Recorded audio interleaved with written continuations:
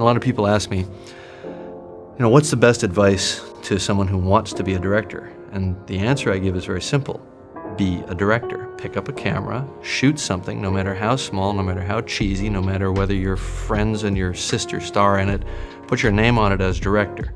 Now you're a director. Everything after that, you're just negotiating your budget and your fee. So it's a state of mind, is really the point.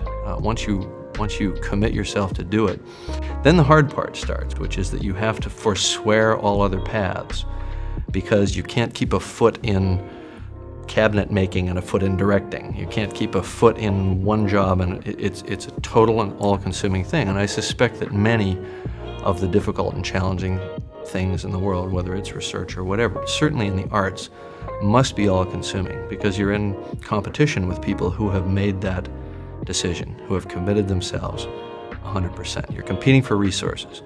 It's a big coral reef, and it's a big food chain, and you're competing for resources. And you're competing against people who have made that commitment.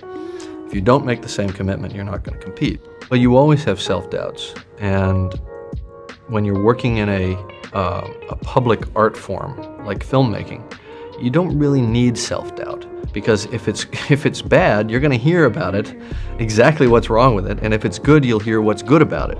So there are plenty of other people who will inform you. So self-doubt is not really necessary. You can sort of just set that one aside, just drop it at the door. What you need is a lot of confidence to stand up to the slings and arrows, the barrage of negativity. Because what basically it boils down to is that we exist in a peer environment, and when we're sort of on the fringe or on the outside and we're trying to get in, all our peers are like us, and just a bunch of friends or people with similar interests, and none of them think you're special. They think they're special. So no one's going to give you encouragement, or very few people will give you encouragement. It's like that old adage, it's not enough to succeed, your friends must also fail.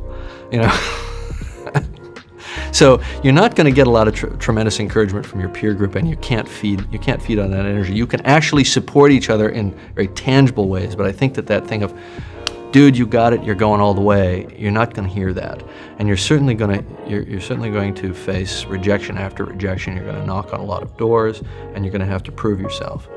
But I think you kind of know that going in. If you're going into the filmmaking process, I think you have to go in with your eyes open, that's what it's going to be like. Just do it. Just pick up a camera and start shooting something. Don't wait to be asked, because nobody's going to ask you. And don't wait for the perfect conditions, because they'll never be perfect. It's a little bit like having a child. If you wait until the right time to have a child, you'll die childless. And I think filmmaking is very much the same thing. You just have to take the plunge and just start shooting something. Even if it's bad, you can always hide it, but you will have learned something.